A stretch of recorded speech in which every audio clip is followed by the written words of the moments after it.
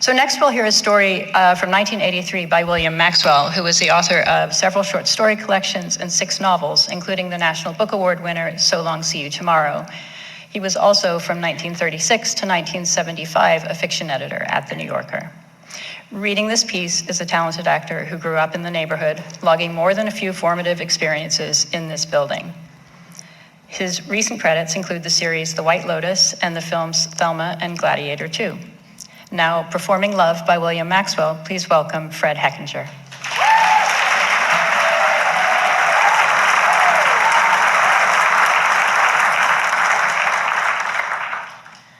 Love.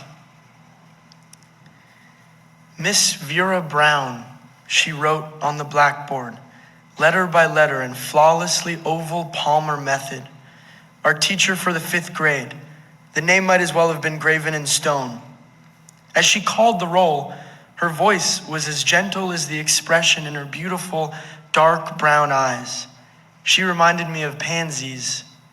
When she called on Alvin Aarons to recite, and he said, "I know, but I can't say," the class snickered, but she said, "Try," encouragingly, and waited to be sure that he didn't know the answer, and then said to one of the hands waving in the air, "Tell Alvin what 1/5 of 3/8 is." If we arrived late to school, red-faced and out of breath and bursting with the excuse we had thought up on the way, before we could speak, she said, "I'm sure you couldn't help it. Close the door, please, and take your seat." If she kept us after school, it was not to scold us, but to help us pass the hard part. Somebody left a big red apple on her desk for her to find when she came into the classroom, and she smiled and put it in her desk out of sight. Somebody else left some purple asters, which she put in her drinking glass. After that, the presents kept coming. She was the only pretty teacher in the school. She never had to ask us to be quiet or to stop throwing erasers. We would not have dreamed of doing anything that would displease her. Somebody wormed it out of her when her birthday was. While she was out of the room, the class voted to present her with flowers from the greenhouse. Then they took another vote and sweet peas won.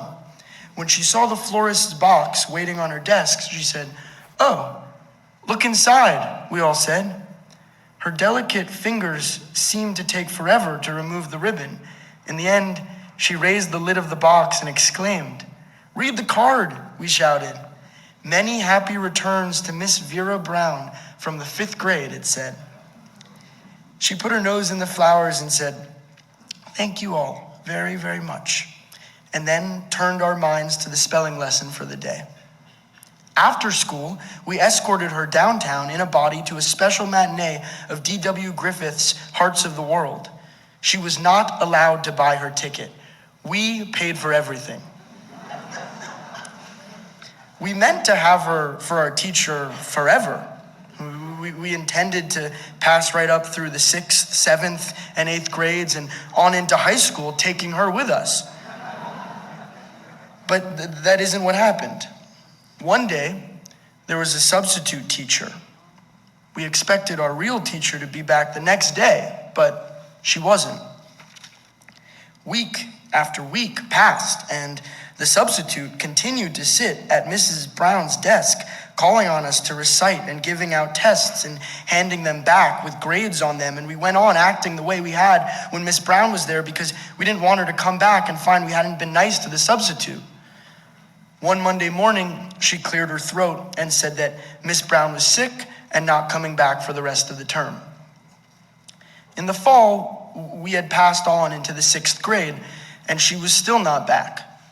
Benny Irish's mother found out that she was living with an aunt and uncle on a farm a mile or so beyond the edge of town, and told my mother, who told somebody in my hearing. One afternoon after school, Benny and I got on our bikes and rode out to see her. At the place where the road turned off to go to the cemetery and the Chautauqua grounds, there was a red barn with a huge circus poster on it, showing the entire inside of the Sells Floto circus tent and everything that was going on in all 3 rings. In the summertime, riding in the back seat of my father's open Chalmers, I used to crane my neck as we passed that turn, hoping to see every last tiger and flying trapeze artist, but it was never possible. The poster was weather-beaten now, with loose strips of paper hanging down. It was getting dark when we wheeled our bikes up the lane of the farmhouse where Miss Brown lived. "You knock," Benny said as we started up on the porch. "No, you do it," I said. We hadn't thought ahead to what it would be like to see her. We wouldn't have been surprised if she had come to the door herself and thrown up her hands in astonishment when she saw who it was, but instead, a much older woman opened the door and said, "What do you want?" "We came to see Miss Brown," I said. "We're in her class at school," Benny explained. I could see that the woman was trying to decide whether she should tell us to go away, but she said, "I'll find out if she wants to see you," and left us standing on the porch for what seemed like a long time. Then she appeared again and said, "You can come in now." As we followed her through the front parlor, I could make out in the dim light that there was an old-fashioned organ, like the kind you used to see in country churches, and linoleum on the floor, and stiff, uncomfortable chairs, and family portraits behind curved glass and big oval frames. The room beyond it was lighted by a coal oil lamp, but seemed ever so much darker than the unlighted room we had just passed through.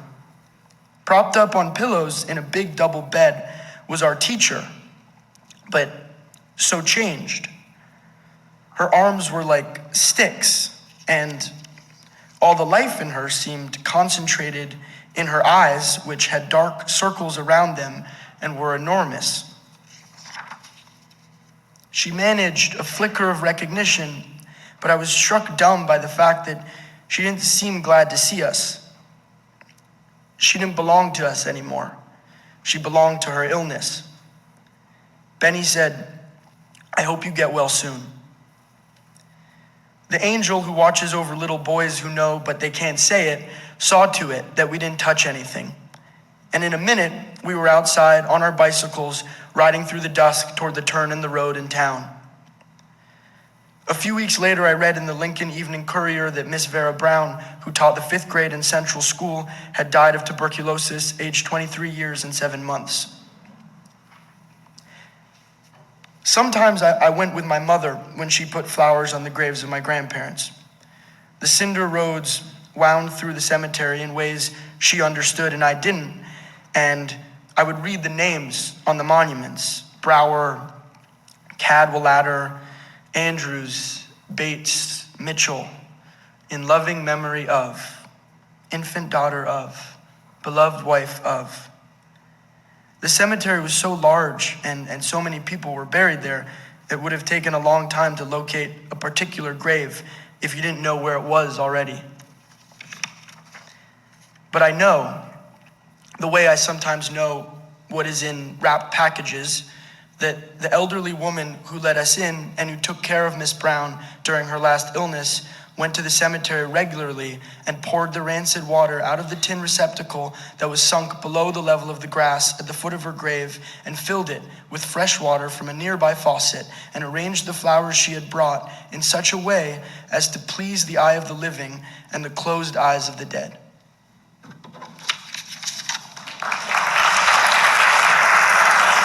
One last thing before we send you out into the night, I'd like to invite all of the actors back on stage for a final bow.